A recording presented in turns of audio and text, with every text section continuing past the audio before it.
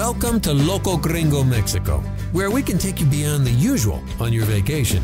Each week we talk with amazing locals who know the Riviera Maya and Yucatan like only locals can. Get real tips to real places, insights on the local scene, culture, and cuisine from a local's perspective. So pour yourself a margarita, mezcal, or tequila, grab yourself a comfy chair, and let's get the show going. Hello everybody, welcome to Loco Gringo Mexico. So glad you could tune in today. My name is Kay Walton, I'm your host. We're going to be talking to Kristie Orozco, and Kristie says her heart belongs to the South. Well, the South for her used to be Alabama and Georgia, and until she came to Mexico. And Kristie found love in Tulum, and she left her home in Atlanta, Georgia, to come down to Tulum to follow not only her heart, but her passions. Kristie's going to share with us a little bit about her businesses in Tulum, in interior design and floral designs, and most importantly, she's going to share some of the things that she loves, things to do, things to see, and some of her favorite restaurants.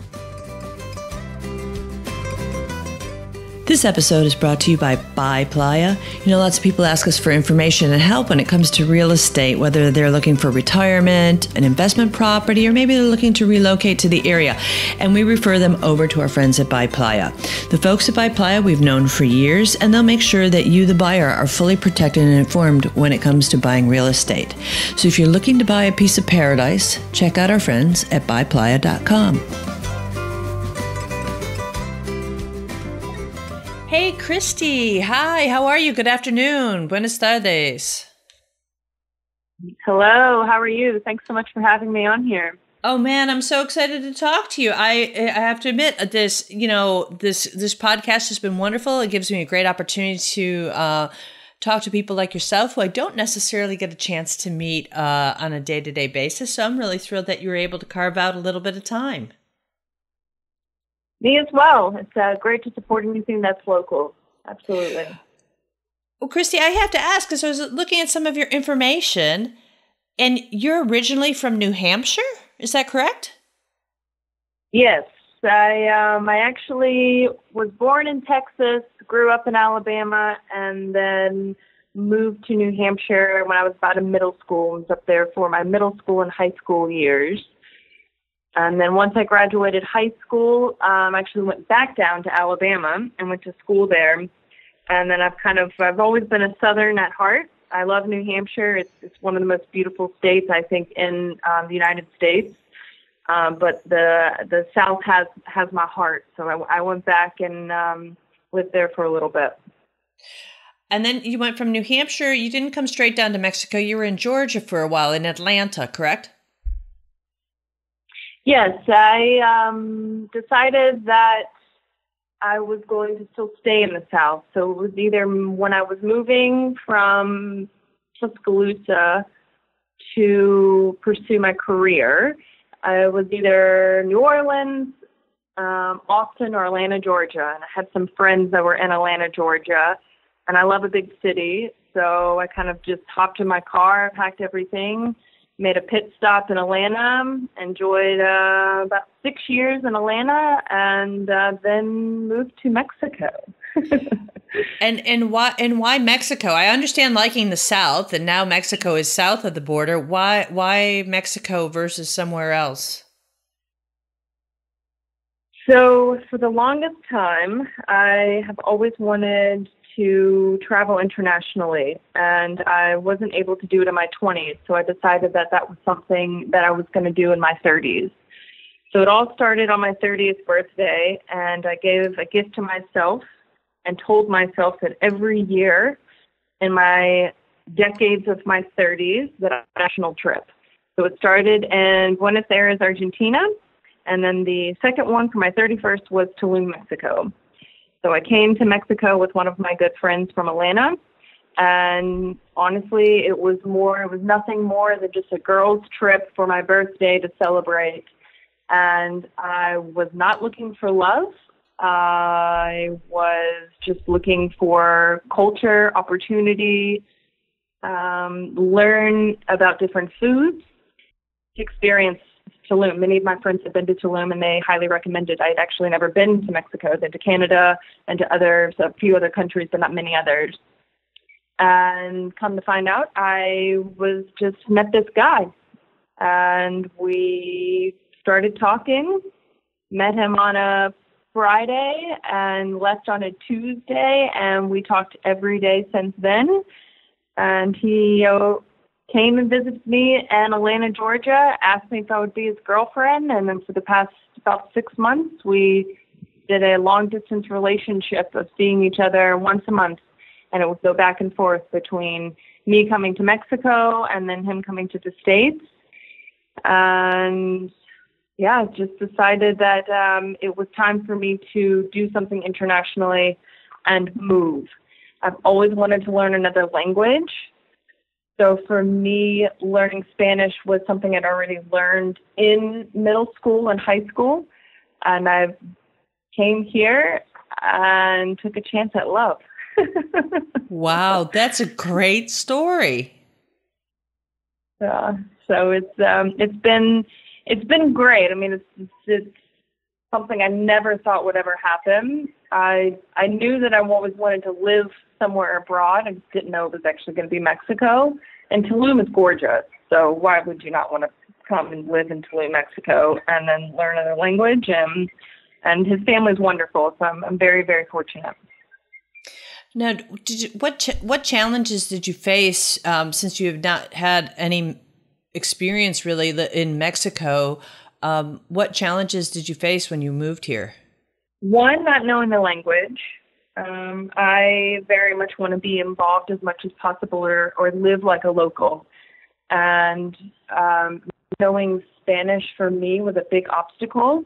Now I can get by. I wouldn't say I'm fluent yet, but that has been something that's been a real big challenge for me personally. Living the way that I did in the States, is very different than what it was here. I mean, it's a different culture. People are different, the way they see things, the way they act, the way they move, and knowing how you fit into that movement is definitely something that you have to learn to sometimes slow down, sometimes take a step back, think about where you're going, what you're doing, and honestly, what my purpose is here. I mean, I fell in love. I'm doing everything that I want to do, and that's great. But also, can I live here, and how can I live here? And it's a big challenge because Tulum is very magical and it has a great force here. But also, you have to learn how to deal with the inconvenience. That in itself is the big thing. I'm very much used to living in a big city, having everything there, and then coming here, and it being, I live on an island. So getting used to that slow-paced island time is taking me some time, but I love it. I absolutely love to just have things slow down and just breathe and take things day by day, step by step is definitely something that was a challenge, but I've learned to love. Now, you were in audiology in Atlanta as your career. Do you miss that at all? Where have you shifted your career to? So I started in audiology, and I miss it. I miss my patients primarily. I worked with an elderly population, and I think that there's not think about the elderly and know that they need to be taken care of. They've worked really hard, and are certainly something. They are part of the society that needs to be really taken care of, especially when they get older. And knowing that I could give them the best quality of life so that they could hear their grandchildren and their family members the last little bit that they have, for me was a huge, huge thing of the reason why I did audiology. I miss it tremendously, but it wasn't something I was passionate about. And I knew that if I could do something without, I don't want to say without passion, because I did have passion for it, but something that I was truly passionate about and was very good at, that I had to do a change of career, and I had to see if this passion that I've had since I was 14 years old. I've always had a passion for design. And so I decided to direct all of my energy and force into design. I used to do it as a side gig in Atlanta. So I'd work as audiology as my day job, but I was always dabbling from working in music videos to making jewelry to having markets to doing set design for small companies like kombucha companies to anything that was very local. I definitely wanted to be involved in it, from flower arrangements to, the list just kind of goes on, from interiors. I just wanted to be in design. So that's where I've directed my energy and force now is in design, specializing in floral and interior design. So when you talk about interior design, is that like going in, if someone wants their house redecorated, to say, okay, what do you suggest? Or is that type of it when you talk about interior design? Is that kind of what you mean?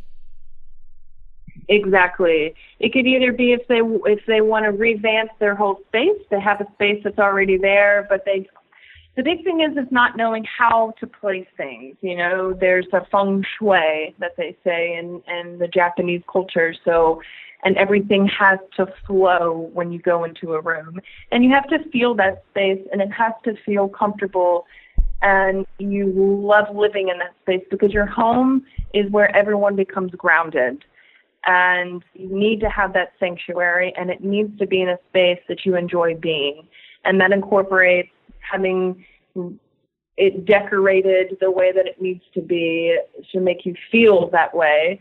And also, for me, what's important inside of a home is to have the outdoors be brought indoors. And I think nature is really something that has to be incorporated in with interior design. So it can go from, if they want to redo their whole place, or they have nothing and it starts from scratch and we build something and we decorate it, then that's what the company will provide. Wow, that's fascinating. And has it been a challenge as an entrepreneur starting up a business? Because I don't know of many interior decorators out there, because I still have a place that has a concrete sofa. Right. It's honestly my first month that I came up with the name. I set it up. I got my website. I got an email. I started going, oh my gosh, can you do this? Can you do this? No, you can't. No, you can't. It was a back and forth battle for a month of fear, but also finding the courage to fight that fear and to move forward and say, yes, I can do this. I can do this. I've had really great mentors in my life, especially in audiology.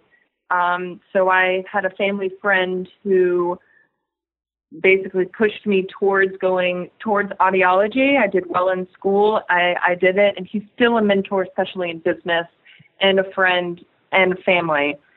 And then when I worked in audiology, I worked with the owner and worked side by side with her for 6 years and saw her how to run a business. It was two women who owned a company. They were very successful. And to see that and to know the grit that it takes, and the grit is really what it is, and just having to get through those days that you can't get through, and finding the strength to get through those, and knowing that there's always good on the other side. It's just the power of keep going. And to be honest, Ladies Who Lunch, all of the women that are part of that group that's here, Susan Crane and what she started, those women are so empowering and create such a womanhood and sisterhood that I am beyond thankful to have them, because I honestly don't think I could be doing what I'm doing without them. Could I interrupt you and just ask you, Kristie, for our listeners is to explain, or so that who may have some new listeners on, who this group is, Women Who Lunch and Chicas Who Chat, who they are exactly that you're referring to. Yeah, it was started by Susan Crane. So she needed to find friends and have bring a group together of women that weren't from here but lived here, whether it would be part-time, full-time, but to bring women together, whether they were retired or they had businesses. It's hard. I mean, the older that you get, and then when you move to another country, it's hard trying to find friends and women who are very supportive of one another. And it's a monthly luncheon of women that get together and they talk about who they are, whether it's their business or them themselves, so why they're here, what brought them to Tulum.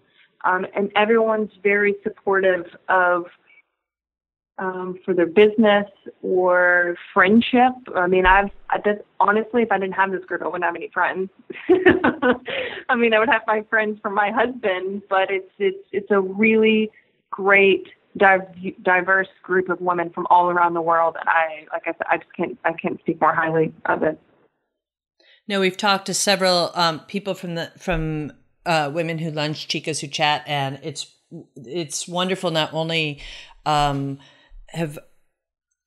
I witnessed the empowerment that the women have, but everybody is very dedicated to the Tulum community and has there's a nice diverse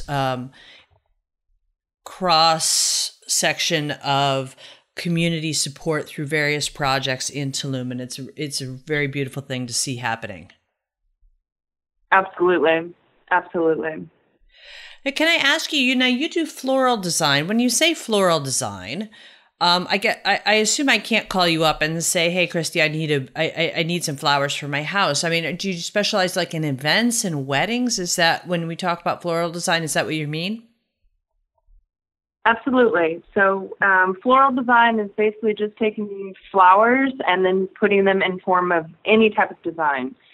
Whether you want a bouquet for your house, whether it's going to be for a restaurant and they need flower bouquets for the restaurants every single day, every single week from hotels as well, or whether it be from events for yoga retreats to weddings to dinners, which could be 60th birthday celebration in your backyard and you want to have something decorated for that, for the tables, or have flower crowns for the attendees that are coming for the guests.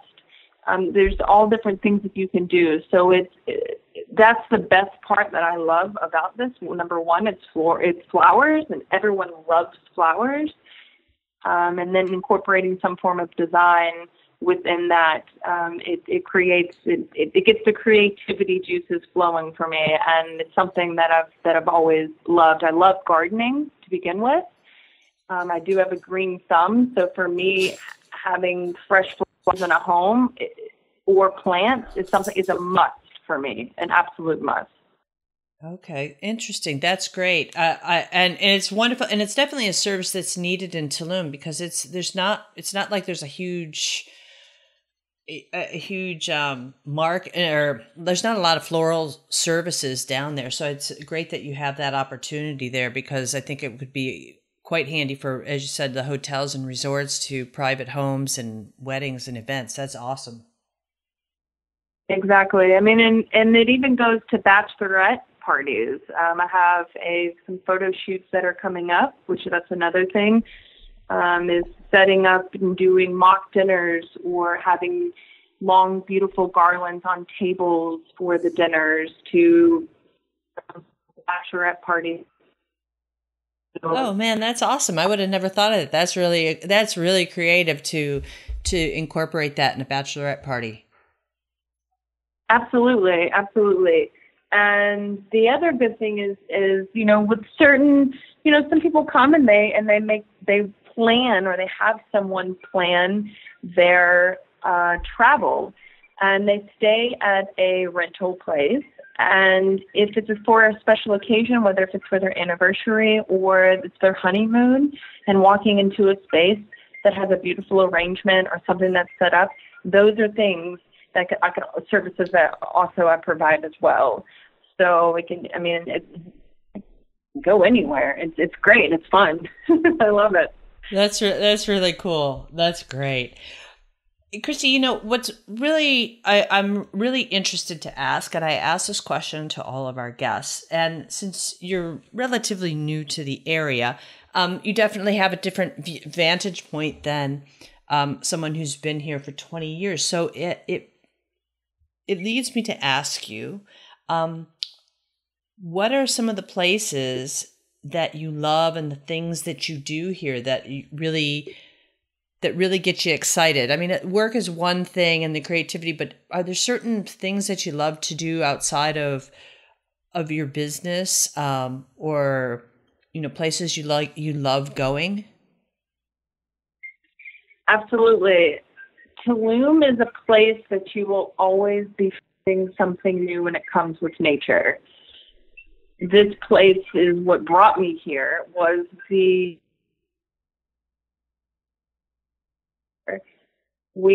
my husband and I, we love to go kayaking, sea kayaking out to the reef. It's one of our favorite things. It's a really beautiful, it's very quiet, depending on, you can actually drop off and go snorkel and see some of the reef, just depending on how crazy the ocean decides to be that day. But that's one of my favorite things to do, and that's actually here in Tulum. San Con is one of the most beautiful places I've ever been. Going out and doing the tours and seeing the birds, to the wildlife, to the manatees, to seeing all these orchids and bromeliads and air plants all along the mangroves is just absolutely stunning. And then incorporating history that goes with it, with the Mayan ruins. There's so much history here that it's definitely a place that's very magical. Like I said, there's a force that is here, and it's really, really great. One of our favorite things to do is actually do the cenote route. It goes all the way from Cancun, and I actually don't know the road that it goes on. Forgive me for not knowing that.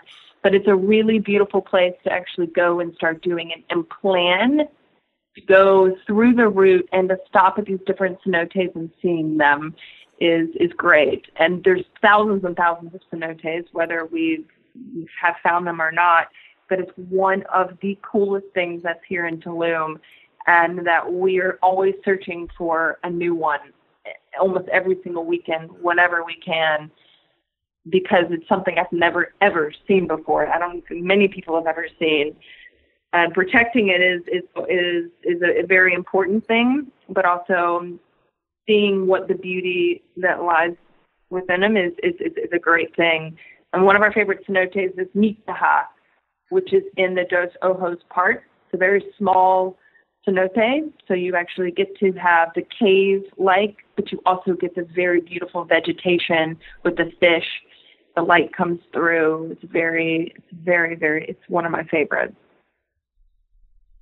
Oh, wow, that's wonderful. And do you find, have you come across yet anything that you've experienced that you think is getting overlooked by visitors to the area that really people shouldn't be missing out on? So I think a lot of people come for the beach. I really do think that they need to really research before they come to Tulum, and look and try and find the local magical things.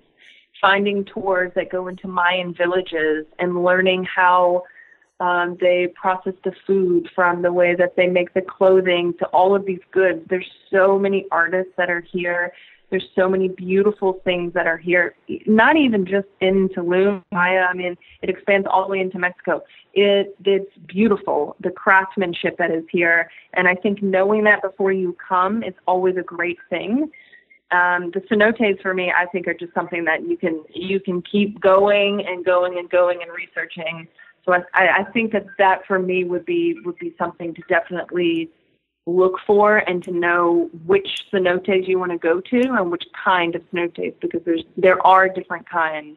One from being a cave and having no vegetation, but seeing stalactites and stalagmites and water that's the bluest you've ever seen, to seeing fish and lily pads in with rocks and all of this stuff. It's so mind opening.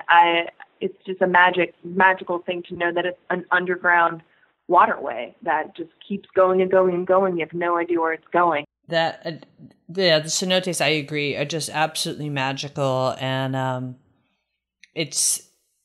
I mean, you could come for a week or 2 weeks and still not see. There's just no way to see all of them. It would take a lifetime. It really would. It really, really would. It's so fascinating.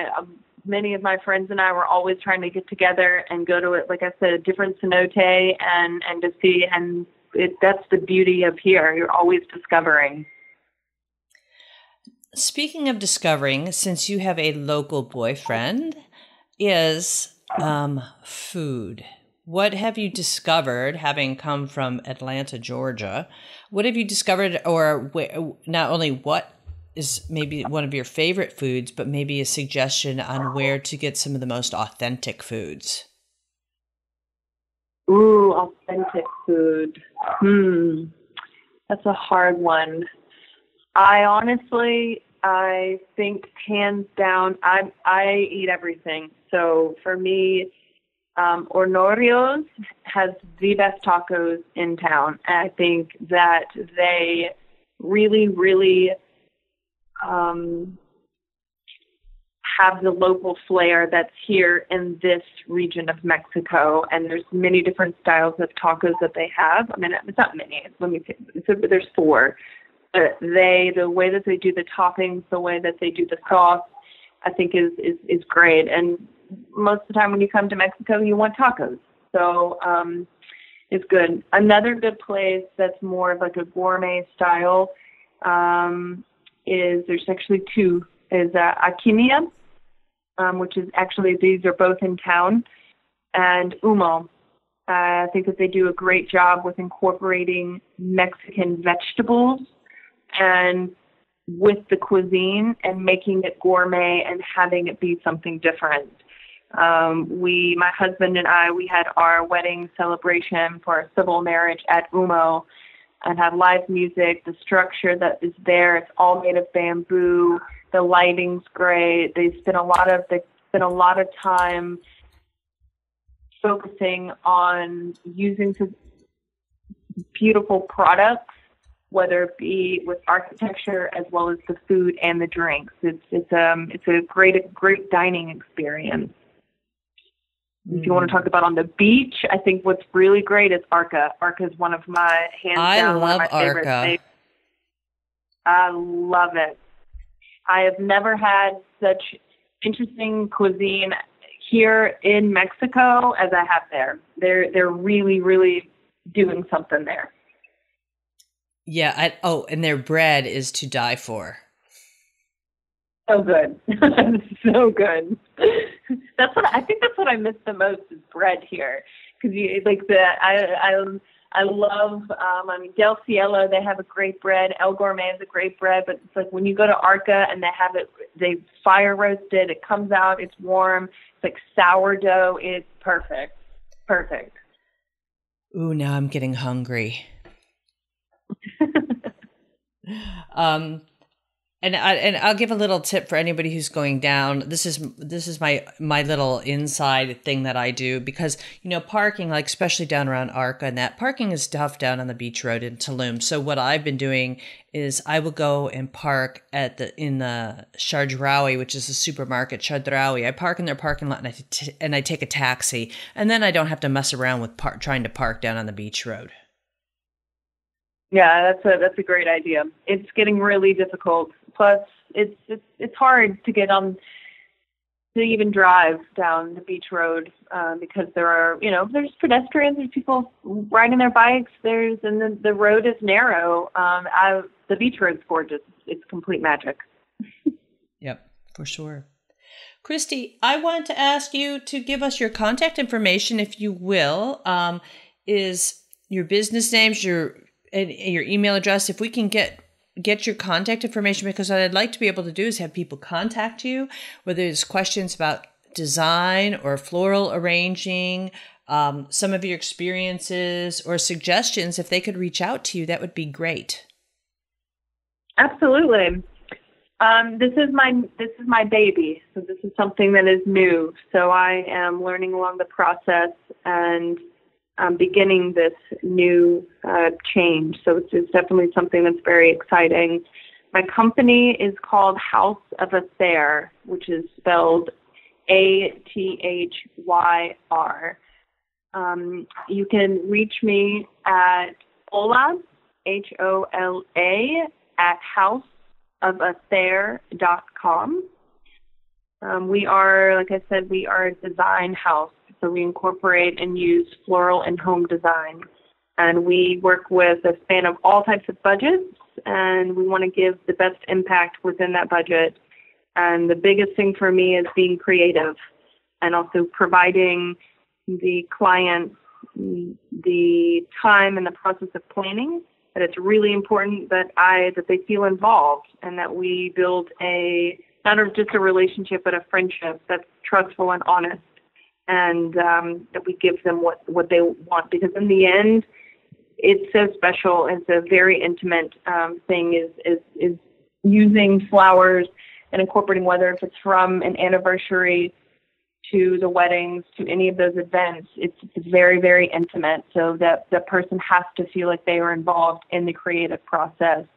And having that and driving them and leading them to that direction is something that I definitely strive to do.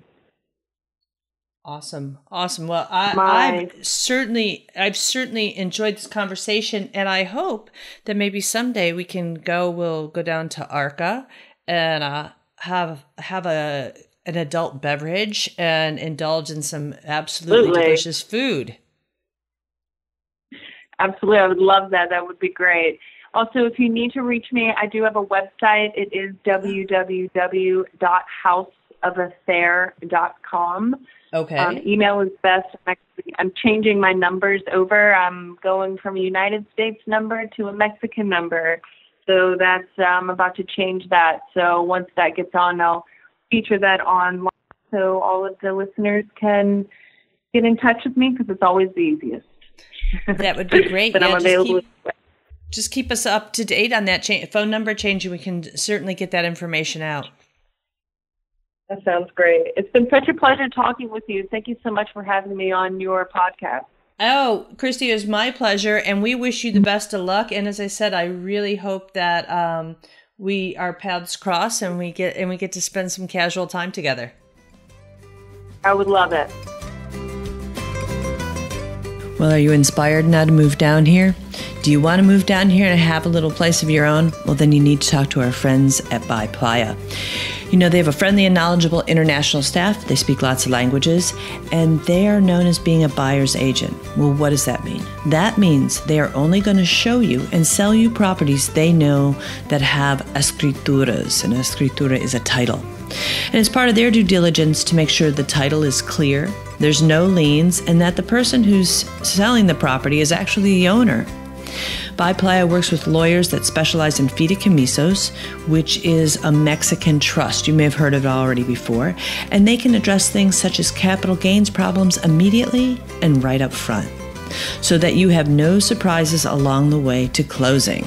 So contact our friends at By Playa at buyplaya.com. Well, thanks to Kristie once again, and thanks to all of you for listening in. But before you take off, just remember today's show notes can be found at locogringo.com/podcast. We'll have links over to Kristie's website, along with all of her contact information and the places that we talked about today. And if you're planning to come down to the Riviera Maya in Yucatan soon, please reach out to our team here at Loco Gringo. We are more than happy to help you find the perfect place to stay. We verify all of our properties. We give you personalized service, and you're going to have an unforgettable experience here in the area. At Loco Gringo, we share what we know and we share what we love. Thanks for listening. If you like the show, be sure to subscribe. For links, show notes, and more information, head on over to locogringo.com or give us a call toll-free at 800-478-0081. Porque se tragó la luna, Estaba enferma la rana, su madre soba que soba, dedos de pluma la panza. Pensó ranita que luna era una toronja blanca, y aunque la luna es de leche, la leche estaba cortada. Croa, croa, dedos de pluma, croa, croa, dedos de agua, croa,